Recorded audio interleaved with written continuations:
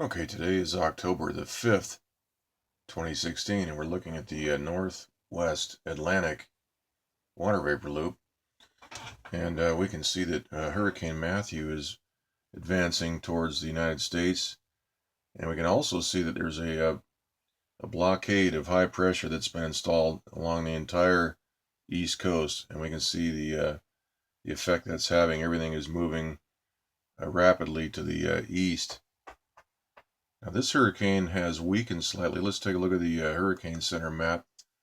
And Matthew's right here, generating 120 mile per hour winds. The central pressure has risen to 962 millibar, and now the storm is moving at 12 miles per hour to the northwest. So, getting back to the water vapor map, it looks like this storm will move in fairly close to the east coast. It may not make a direct hit. I don't think it's going to make a direct hit, but it will get close enough that it will dump some rain. And so the people up in those areas should, obviously be careful and make the preparations.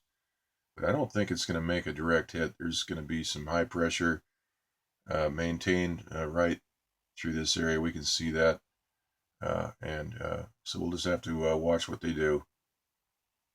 It's anybody's guess. These people are terrorists, and they can do whatever they want. My forecast last night, it was just based on what I'm seeing here. But I'm an analyst, and that's all. I don't do this for a living, but I do point out what should be pointed out, and that is that there's obvious weather manipulation going on, like we're seeing here, and the protective measures that are being made in this area here. But that doesn't mean these people won't run this thing into Florida. That could happen. We all know what the government is capable of. We've seen the 9/11, September 11th, 2001, false flag, FEMA, all these governmental agencies that have gotten way too much power over our civil liberties and over everybody's lives. And that's no accident. And again, this storm could be run into any one of these states. They could run it right through Florida and plow right all the way up to New York if they want to do that. It's up to them. But the pattern that I'm observing right now is that we're seeing a lot of outflow to the east. There's been a lot of a big channel built in right here. We can see that. And so what that tells me is that this will get close enough to this coastline that it will dump a lot of rain. And but I don't think it's going to make a direct hit. Also, let's take a look at some of these other maps real quick. And we can see the disorganization near the core of the system. It is being hit with microwave much more intensely now that it is moving towards the west coast. We didn't see this kind of intense microwave targeting when the storm was down near Haiti, the Dominican Republic, and Cuba. So they're making much more of an effort now, as we can see here in the visible light map. We can see the craters. For instance, right here on this little storm, I forget the name of this storm. Let's go back to the Hurricane Center map. This is Nicole with 50 mile per hour winds. All right, so let's go back to the visible map, and we can see that when the microwave hits the core of the system right there where the pen tip is, I'll stop this loop. I'll just run through it real quick. Right here it is targeted right there.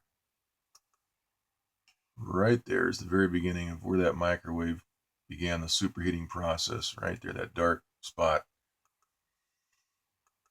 And then the next frame after this, we see a crater develop, a dimple mark, a crater, a pock mark, whatever you want to call it.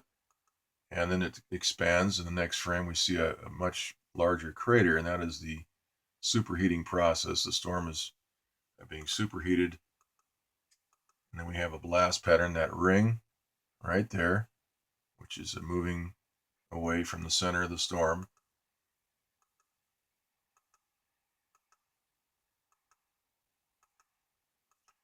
That's how it works. This is how they weaken these storms. Now the same thing's happening right here. If we back this up, right here, the center of Matthew, right there, they're hitting that. In fact, we can already see before the night to day transition, we can see that they've already hit that.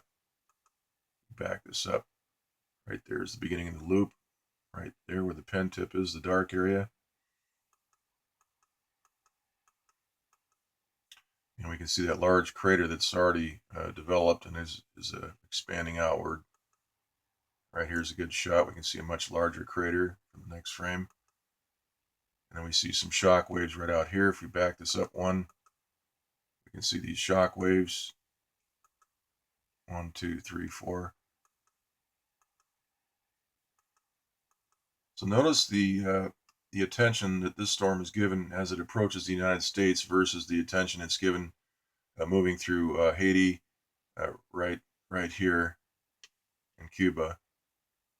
So there must be some beef that the United States government has with these countries. I don't keep up on foreign relations with this area of the world too much. Maybe we can research that and see if what's going on. But at any rate, these storms are being attended to in a much more diligent manner to weaken them as the storm approaches the United States. And that indicates that this is a U.S. operation. That is, the weather control is a U.S. operation. Okay, so we can see a very good evidence here of blast patterns on both of these storms. And let's roll that and just take a look. You can see the shock wave. There's a blast wave moving. Look at that right there to the east. We see some shock waves out on the northwest or northeast side. Same thing over here.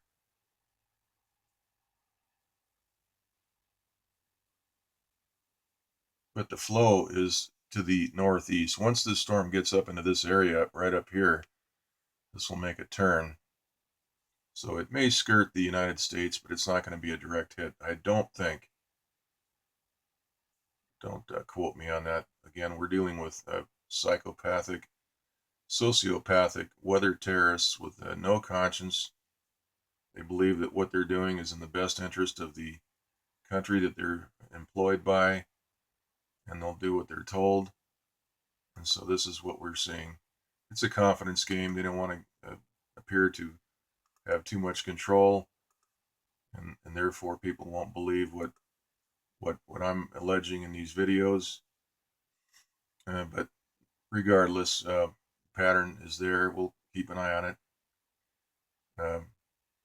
So that's it. That's pretty much the report. We have the rainbow loop right here, and we can see looks like we've got a transmitter right in this area doing something. We've got a right in this area we see something going on. That'll probably develop later on as the day goes by. We'll better determine what's going on right here, but it looks like there is some high pressure being built in.